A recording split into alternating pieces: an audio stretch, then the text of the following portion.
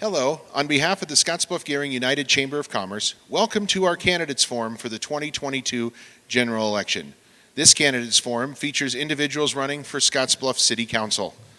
This candidates forum is one of several being presented by the Government Affairs Committee of the Scottsbluff Gearing United Chamber of Commerce. Along with my co-chair, Don Wolf, my name is Bill Boyer, and we appreciate you joining us. We would like to thank the Rural Radio Scottsbluff staff for recording this forum so you can view it, as well as the Midwest Theater for hosting us today.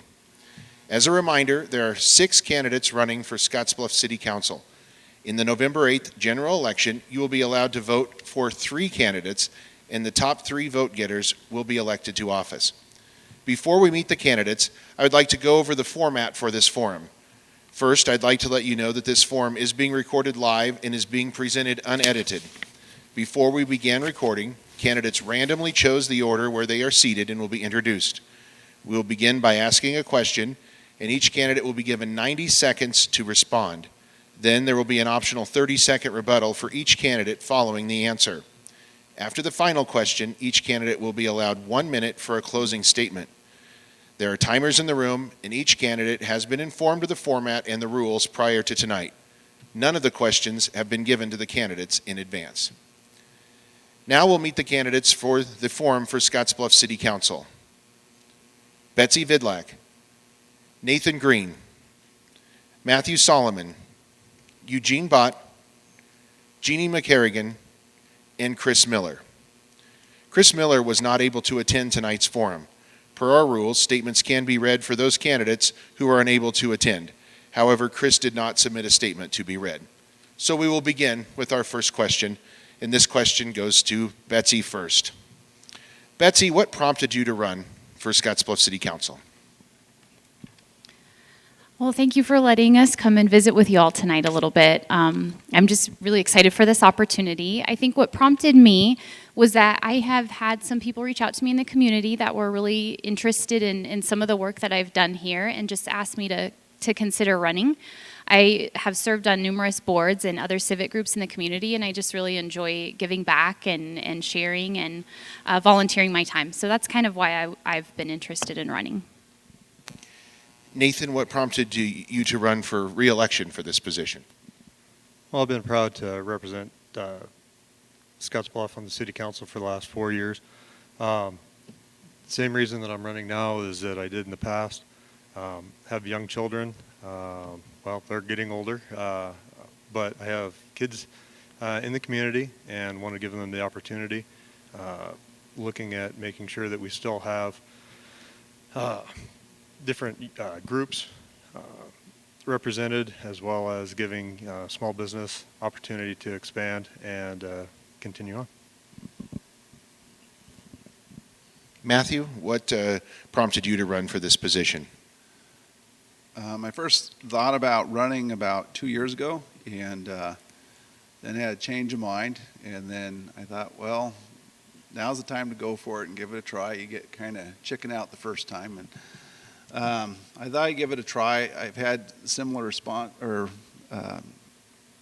situation that Betsy's had. I've had people in the community ask if I'd run because I have an interest in local affairs. I've lived here my whole life.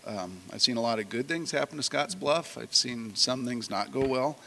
And I'm in the same situation. I have kids here, and I just want them to have a good setting here in the city to grow and prosper. And not only just my family, but families in general, that Scottsbluff stay a strong place to live. Eugene, what prompted you to run for this position? Well, as I guess the senior member of this group, I guess I want to represent some of the seniors of our area and also the business people of the area, in that I own a business and have had one in Scottsbluff for over 20 years. And so you're looking for opportunities to improve the economy and fiscal responsibility of the members of the community. And Jeannie, what prompted you to run for re-election for this position?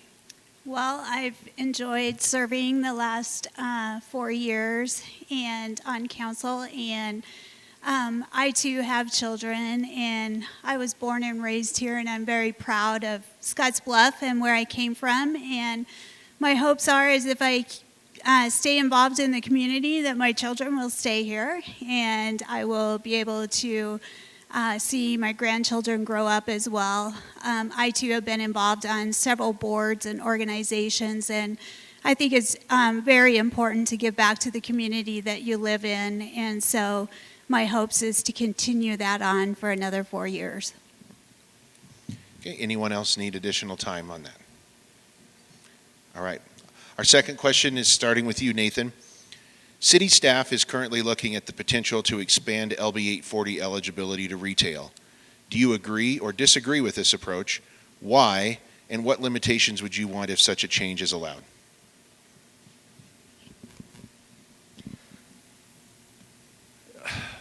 That's a little difficult question for me, expanding to retail or how it goes on. I think that it's needs to be looked at a little bit further, and I know that it's up for review.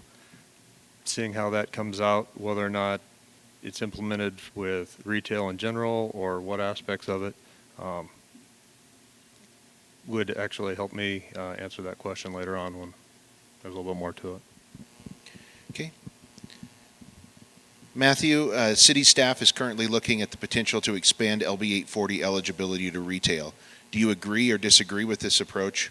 Why, and what limitations would you want if such a change is allowed? I would be fine with expanding assistance to businesses that want to be involved in retail, and as long as there's job creation and they follow the process. I know there's a number of guidelines they have to follow to meet, and the number of jobs they create and how much they're given. But as long as there's job creation, I'm not particularly particular, if that's in retail or another industry. Retail's perfectly fine. Eugene, city staff is currently looking at the potential to expand LB 840 eligibility to retail. Do you agree or disagree with this approach? Why, and what limitations would you want if such a change is allowed? I agree with it. I think, there are times when small business people need help from the community. And as a result of that, again, if we can, as Matt said, if we can create more jobs or job opportunities and improve the resources here in the community, one of the biggest problems we have is retaining shoppers here in the valley.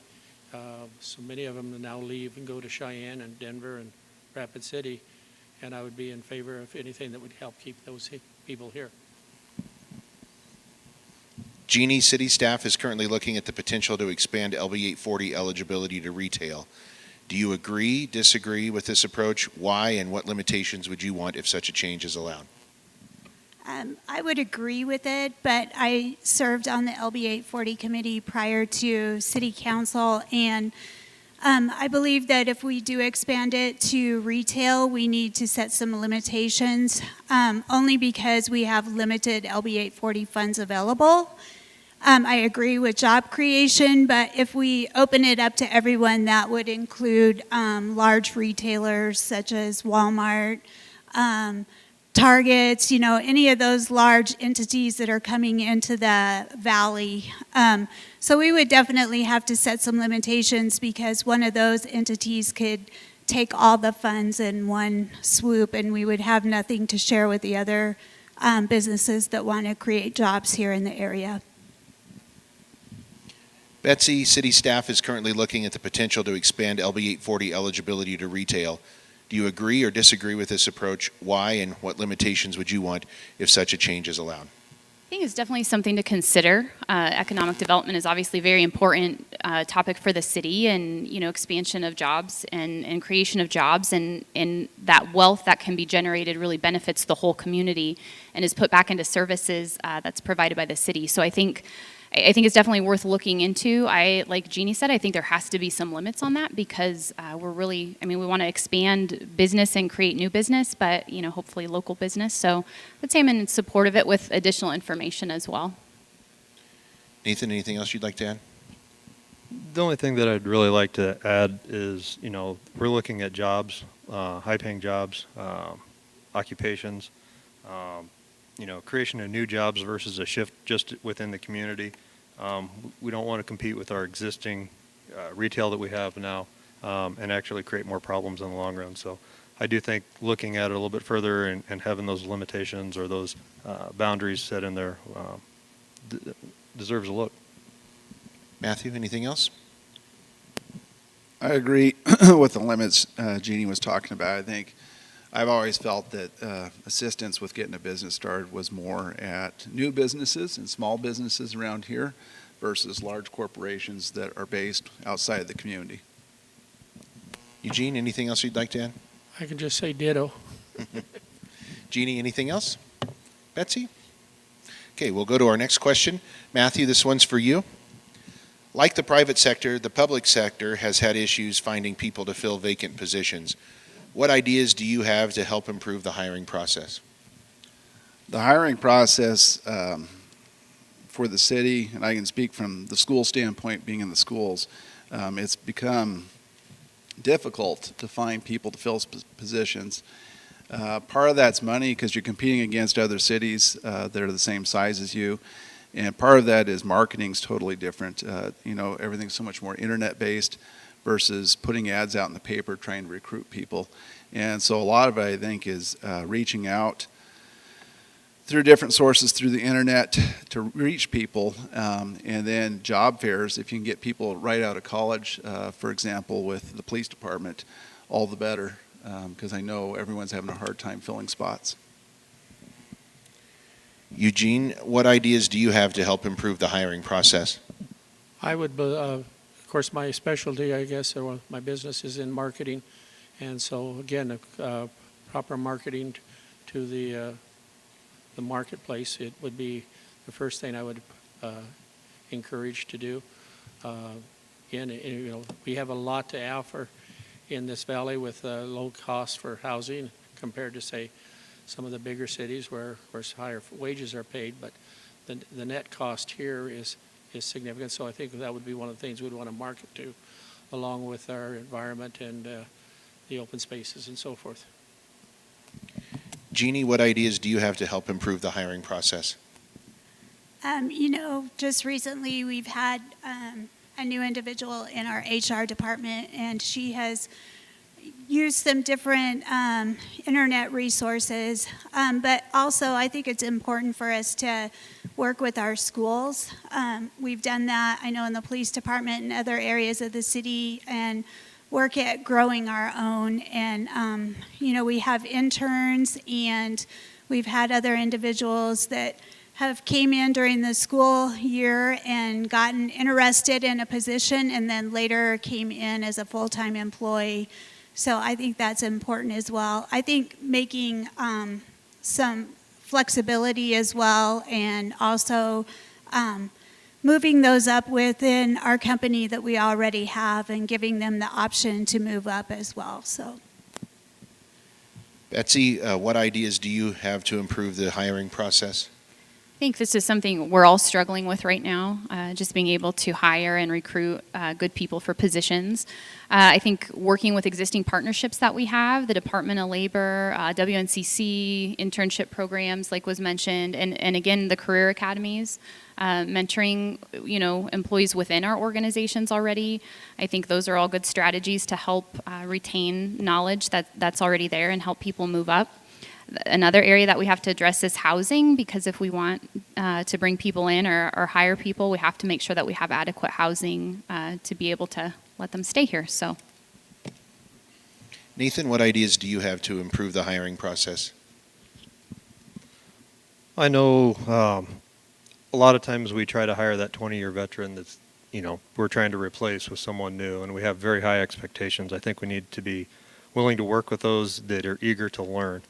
Through internships, volunteerism, even local public searches to see if there's anybody out there that might have an interest in this.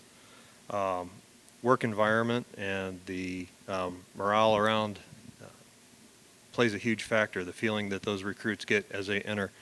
And then listening to the recruits and hearing what they have to say. We might be totally off on what we think they want. So exit interviews and actually making contact, and connections with those recruits and applicants. Thank you. Matthew, anything you'd like to add? Only thing I guess I would add is one success we have had with schools and hiring teachers, because there's a huge shortage, is instead of them hunting us out for a job, we actually go out to college campuses in the spring and try and recruit immediately before others snatch up those employees. But the same model could apply to city positions. Eugene, anything else you'd like to add? Jeannie? Betsy? Nathan? Okay, we'll go to our next question. This one is for you, Eugene. With the continuing march of inflation, what do you think the city can do to meet rising costs while trying to maintain service levels? Well, I guess, it's like everybody has, budgets are tough to follow anymore, because what you paid for a few days ago or weeks ago, it's tough to examine. But I think, we have to probably build some reserves into our budgets, and then look for, maybe grouping with other cities to purchase certain commodities as a group, rather than just trying to survive as Scottsbluff by themselves. Jeannie, with the continuing march of inflation, what do you think the city can do to meet rising costs while trying to maintain service levels? During the budget process, we do build in reserves, and we've done that well over the past years in the fuel costs, primarily because our police department and our streets departments consumes a lot of fuel. We set up contracts with different entities so that we can lock services in, so that helps as well. I think we've tried to save some costs related to areas where we typically bid everything out and we can only approve the lowest bid. So by that way, we always are saving costs anyway, because there's always someone that's going to want that job. And so just cutting back like everyone else does during these times, and not spending on those things that are not necessary. Betsy, what do you think the city can do to meet rising costs while trying to maintain service levels? Yeah, I think very similar to what others have already said. I think looking at our revenues, are there any new opportunities for revenues to bring in? Cutting costs, is there anywhere we can save? We're all doing that right now, so we all have to be responsible. Utilizing a reserve, that's what this is for, is times when it's tight and we don't want to cut on important services. And of course, working with our fiscal people and our director to try to identify ways that we can just do better. Nathan, what do you think the city can do to meet rising costs while trying to maintain service levels? Well, first of all, I'm very proud of our staff and their ability to budget departments, even looking forward, not just for this year or next year, but in the coming projects. We've got 6-year projects out there that we're already looking at. There is a solid bidding process. And as far as the cohesiveness or their ability to work together across utilized department resources has been amazing, and I encourage them to continue on that.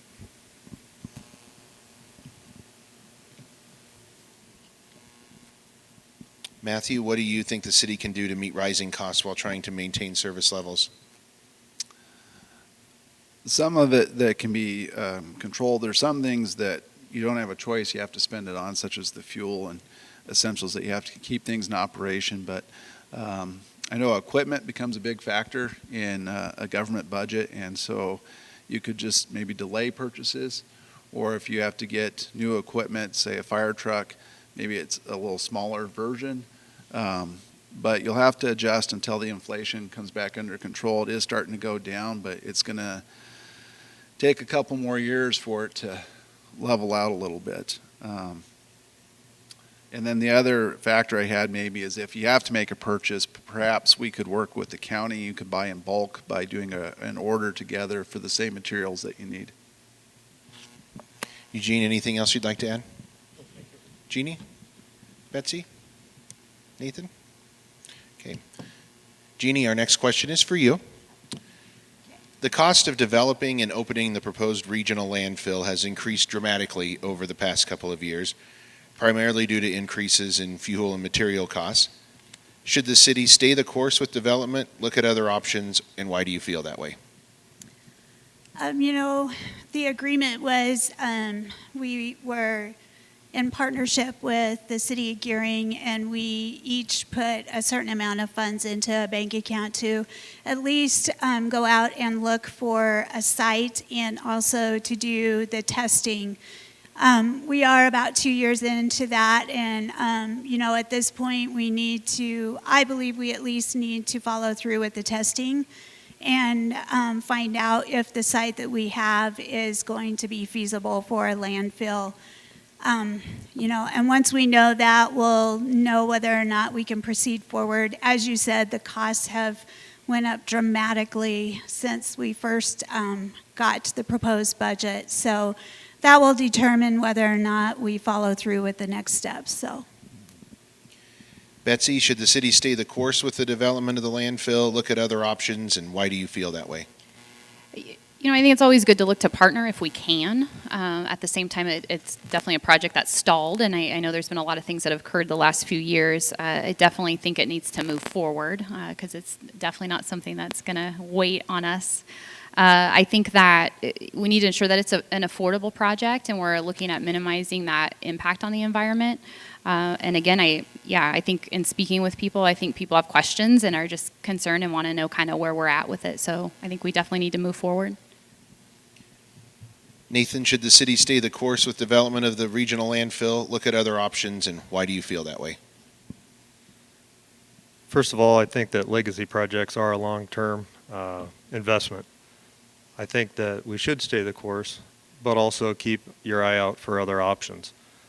This isn't an overnight project, so you can't be wishy-washy and be for it for a couple of years and then out for a little bit.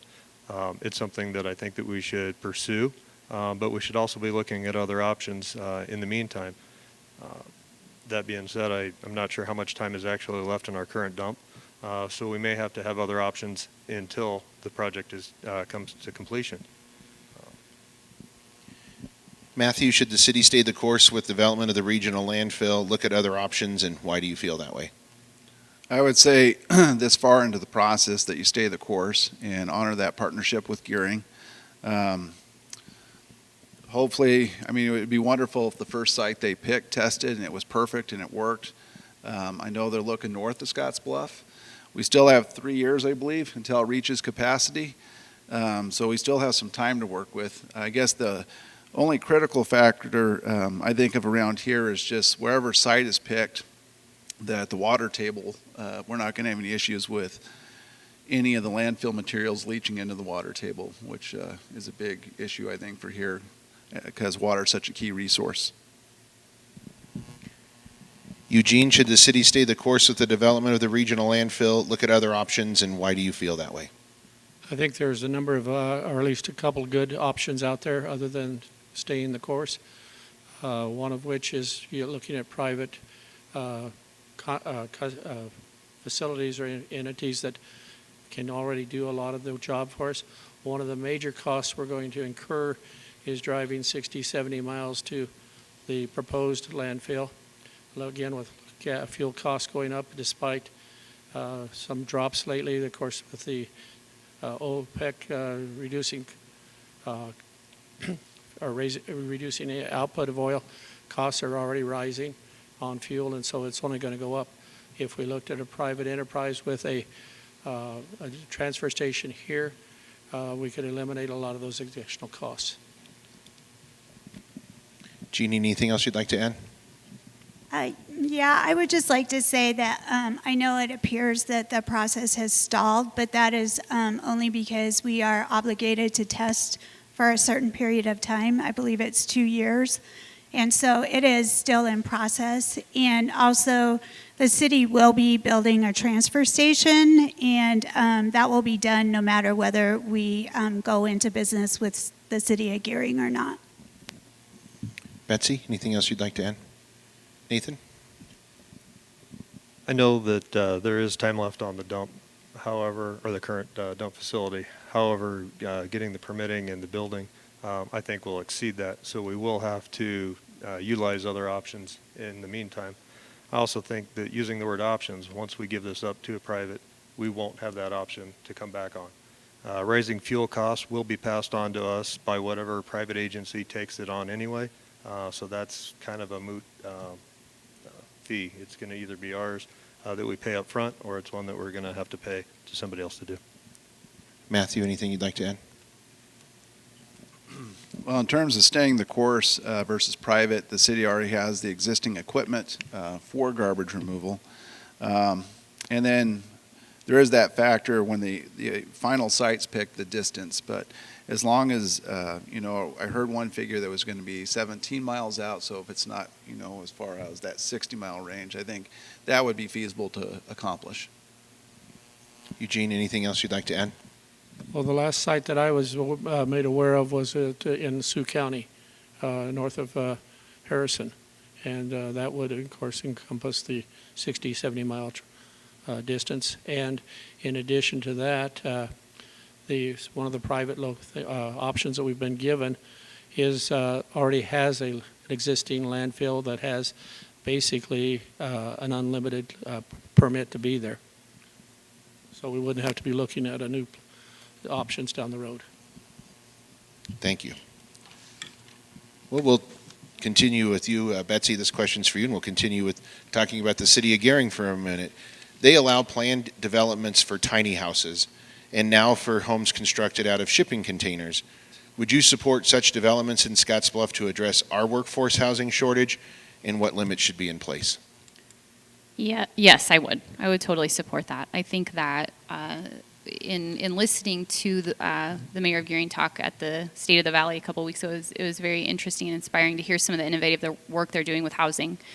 I think that we have to start being creative with this because we have limits in all income areas with housing. And so in many communities across the country, tiny housing has been very successful, not only in helping people for workforce housing, but housing people experiencing homelessness. And so I think it's very important. I definitely think there should be limits on it. And I think we would need to look at ordinances and what that looks like with our city staff to ensure that we're still making sure they're safe and we're not, violating any other rules.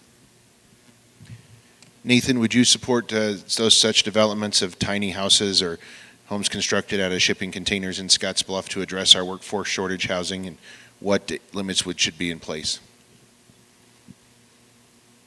The limits that I would make sure were in place would have to do with safety, building construction, and I guess the infrastructure that it would handle. If we're building 30 homes in an area, or 30 tiny homes in an area that don't have the ability for sewer and water to give them adequate service, we might have to look at where those areas would be. Housing is very important here. I'd like to see more development and moving forward with that. But tiny housing is something that I have seen work for different communities and become a nightmare in others without setting ground rules. Matthew, would you support such developments of tiny houses or homes constructed out of shipping containers in Scottsbluff to address our workforce housing shortage, and what limits should be in place? So tiny homes in general, I think, have some benefits and some advantages. The shipping container idea I'm not real excited about, just from the aesthetics, but a tiny house in general, like you've seen on TV, it just literally looks like a house that's been shrunk. There's no issues with that as long as they meet building codes that we have. And lot size, I would stay away from the high density so that doesn't appear sort of like a trailer park design, but it's more of a standard house size lot, and then the tiny house itself wouldn't be an issue. Eugene, would you support such developments in Scottsbluff of tiny houses or homes constructed out of shipping containers to address our workforce housing shortage, and what limits should be in place? I would support it, and with strict zoning and building and fire codes strictly enforced. And again, density, maybe some density factors too, as far as how close they could be, or the lot sizes and that kind of product. Jeannie, would you support developments in Scottsbluff like tiny houses or homes constructed out of shipping containers to address our workforce housing shortage, and what limits should be in place? I think it's a great concept, but my understanding is currently we do not have the ordinances in place for those to be in Scottsbluff. Also, I do know that for them to be placed upon property, it has to be similar to like a trailer park. They will have their own roads, everything similar to where we have trailer houses now. I guess my only other concern is those types of homes are hard for individuals to finance. I know that because I was a banker for 20 years. And if they are not on a foundation, it is not a conventional loan. So I'm not really sure if that's the option that we would need to provide to people that are moving here, because it may not be feasible economically. So. Betsy, anything you'd like to add? I think I would just add that although it is different than what we have done, I think the community needs to realize that people are already living in storage containers. They're already living in trailer homes that are not safe, and so why not provide opportunities for people to live in homes that are different, but provide a safe place for them. Nathan, anything you'd like to add? I've watched many videos on the tiny home builds. They seem rather in-depth, not as easy to do. I'm actually more for the mobile home parks, where you can have a built mobile home parked just for the convenience and the speed of meeting our housing need.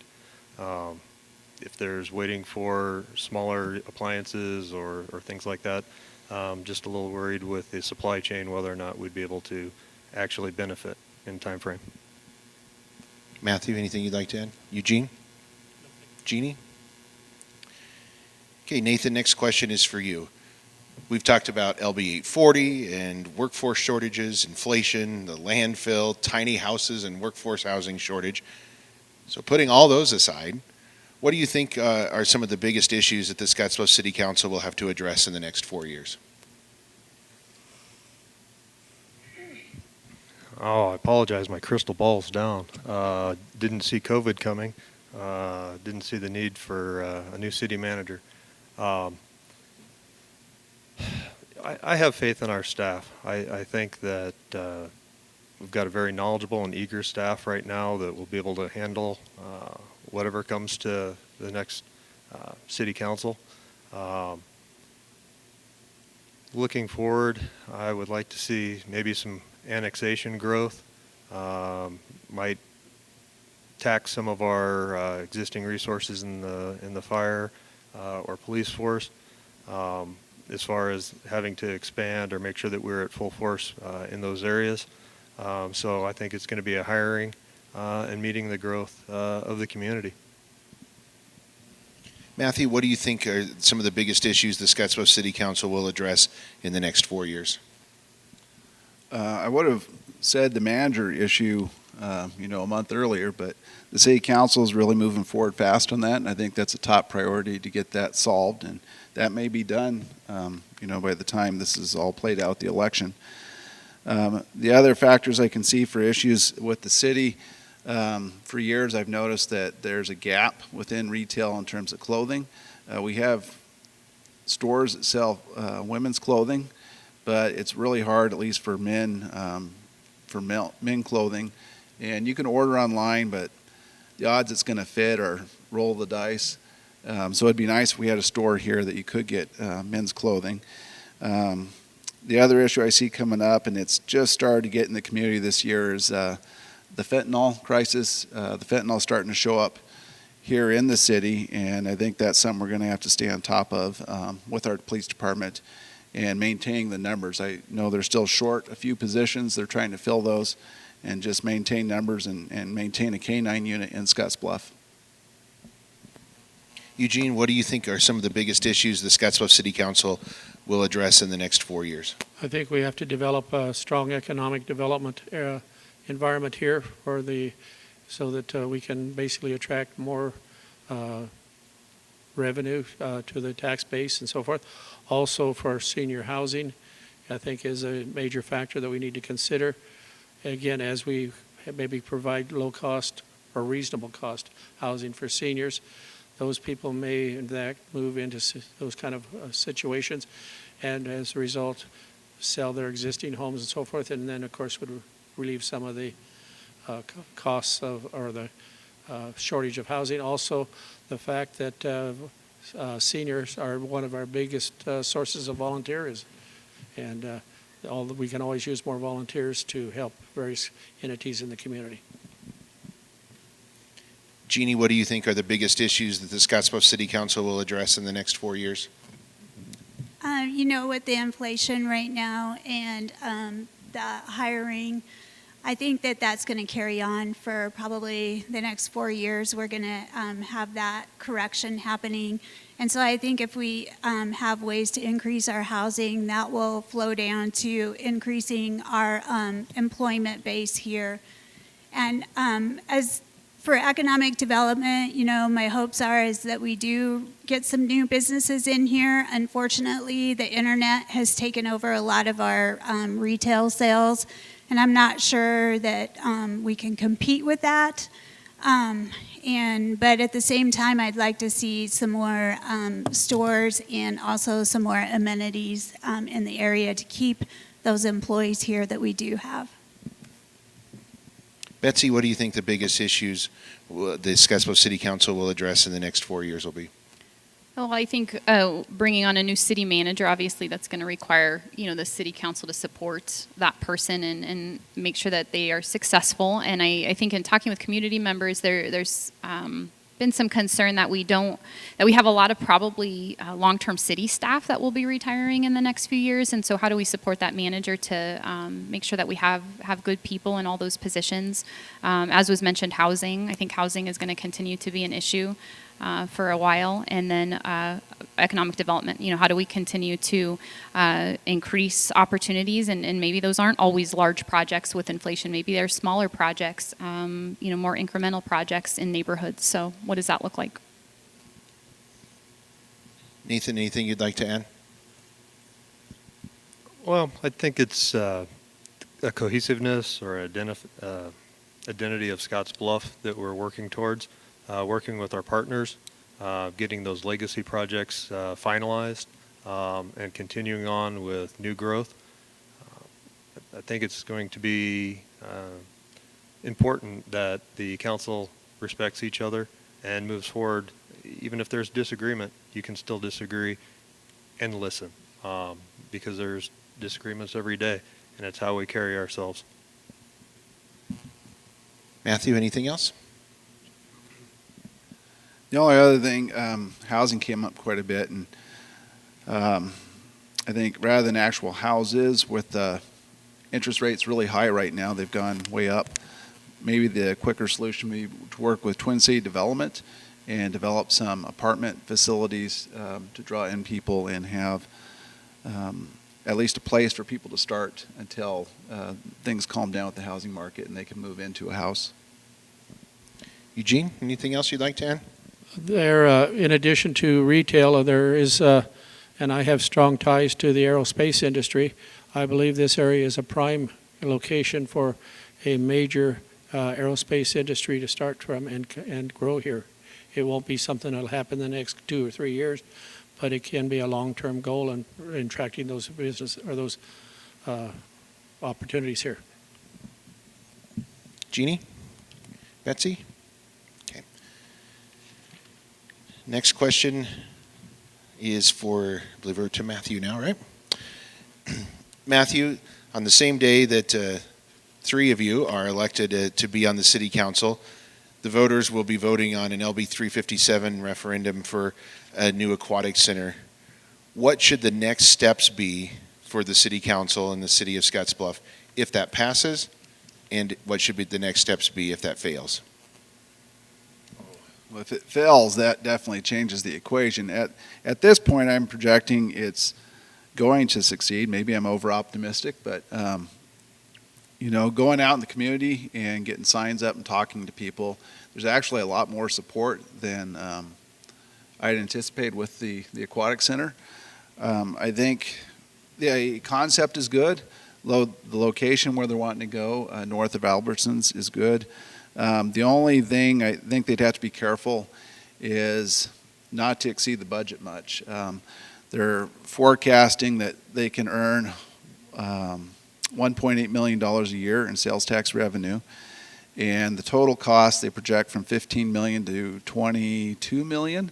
But you don't want to go much above that $15 million, because then you put yourself in sketchy territory. If the sales tax revenue were to drop, that would create some problems paying off the project. Eugene, what should the city's next steps be if the Aquatics Center bond passes, and what should they be if it fails?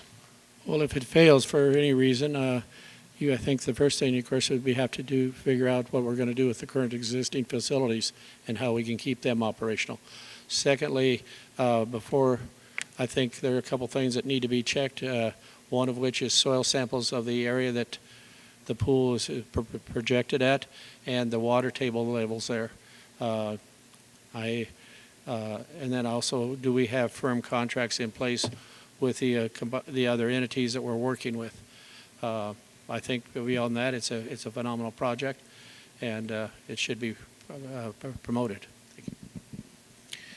Jeannie, what should the next steps for the city be if the Aquatic Center passes, and what should they be if it fails?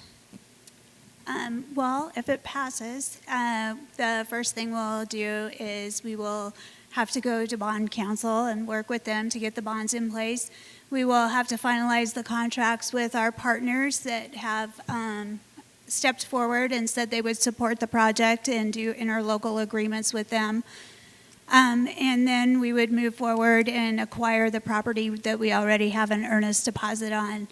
If it fails, we have already talked about that we're going to have to look at Westmore and decide what we're going to do with it, and what we would need to do to either repair it or maybe build a smaller facility or something, to replace that. So those plans are in place, and we will be ready to move forward either way after November 8th. Betsy, what should the city's next step be if the Aquatic Center bond passes, and what should they be if it fails? Well, if it passes, I think moving forward through the next steps of the plan, connecting with the partners, and what does that look like as we move forward, ensuring that we're sticking to that budget as was mentioned, and just adjusting as needed as you're moving forward.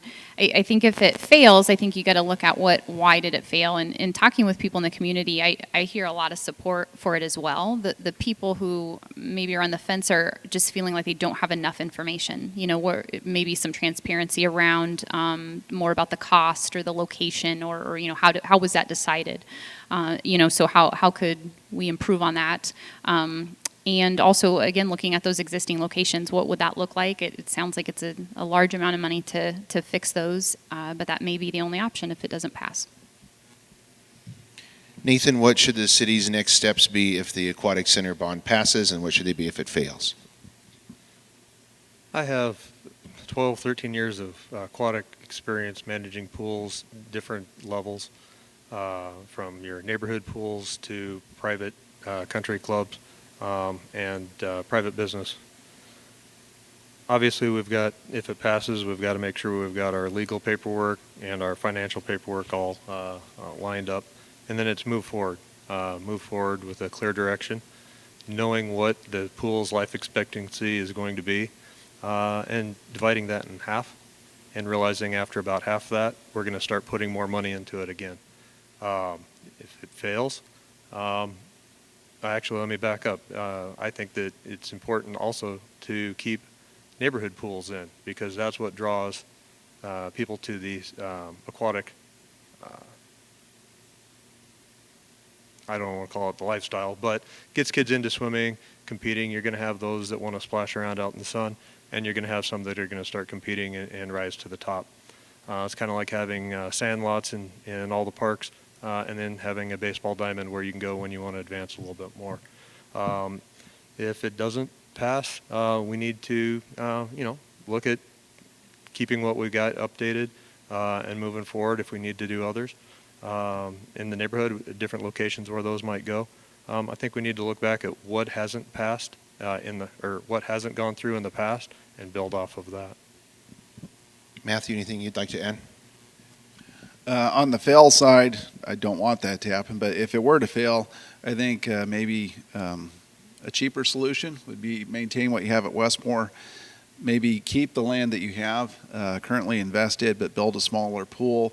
The current pool that they want to build is all enclosed, which raises the cost substantially. You could do a lesser inner design and have an outer pool and keep it cheaper that way. Eugene, anything you'd like to add? The current revenue generated last year from the 1.5% sales tax was approximately $9 million. And as a result of that, if we added another 0.5%, that would raise about $2.25 million per year toward retiring the bond and cover the $20,000 or $22,000. So it would financially work, but based on current levels of rent spending. Jeannie, anything you'd like to add? Betsy? Nathan? Yeah, I wasn't sure exactly which page was being flashed there.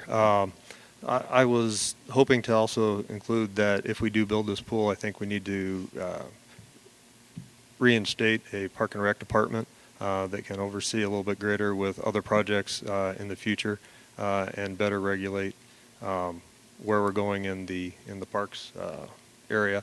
The other part about if it goes through is we want to make sure that we're also budgeting enough for operation and maintenance of all aspects of the facility. Anybody else with anything? Went around a second time on that one. So, all right. That was the last question I had for you. Now we're going to go to closing statements. So, Eugene, you get to go first. You get 60 seconds to give a closing statement and why folks should vote for you. I'm very happy to be able to run for this position. I think that I have worked with a lot of the groups and so forth in the community. I think I have demonstrated that I have a heart for the community and want to see it grow, and I believe that I can successfully help market this city. Jeannie, you have 60 seconds for a closing statement. Well, I have enjoyed serving the community for the past 4 years, and my hopes is that I will be able to continue that for another 4 years. I enjoy being out in the community and having the opportunity to meet with everyone and represent the city of Scottsbluff. It's been great, and I just hope that the people in the community have thought that I've done a good job as well and will vote for me. So, Betsy, you have 60 seconds for a closing statement. I would just say in closing, I'm really excited to have your vote for the City Council. I can assure you I'm a good listener, and I'm always willing to hear people's ideas and questions and bring those forward from the community. The council is in place to support that city manager and the staff and really create and set vision for the future, and I think those are areas that I have strengths in. So again, thank you for the opportunity for us to be here tonight, and I look forward to your vote in November. Nathan, you have 60 seconds for a closing statement. First of all, I'd like to thank citizens of Scottsbluff for voting me into City Council for the last 4 years. It's been an honor. I hope to have your vote again for another 4. I enjoy listening and the conversations we have at the different soccer games and football games, baseball games, meeting at the park, sitting in the Walmart parking lot, and just listening to your ideas and helping direct you to the areas that you need to find for better answers if I don't have them. But I've really enjoyed it, and I would really appreciate your vote for another 4. Thank you. Matthew, you have 60 seconds for a closing statement. I've lived here all my life, and when I had to go away for college, I kind of missed the area, and so I have a strong link to the area, and I want to see it continue to grow and be a great place to live for everybody. I've taught government for over 20 years, and I'd like to actually experience the process, and I've already learned a lot just through the campaigning, regardless of which way this goes, and I'd appreciate the vote from the voters. I'd like to thank all of our candidates running for Scottsbluff City Council for participating in tonight's forum. We hope that this helps you in deciding who you wish to vote for. As a reminder, in the November 8th general election, you will be allowed to vote for up to 3 candidates, and the top 3 vote getters will be elected to office. This candidates forum is one of several being presented by the Government Affairs Committee of the Scottsbluff-Gearing United Chamber of Commerce. We again would like to thank the Rural Radio Scottsbluff staff for recording this forum so you can view it, the timers for volunteering, the chamber staff, and the Midwest Theater for hosting us this evening. On behalf of the Scottsbluff-Gearing United Chamber of Commerce Government Affairs Committee and from my co-chair Don Wolf, I'm Bill Boyer. Thanks again for joining us, and remember to get out and vote.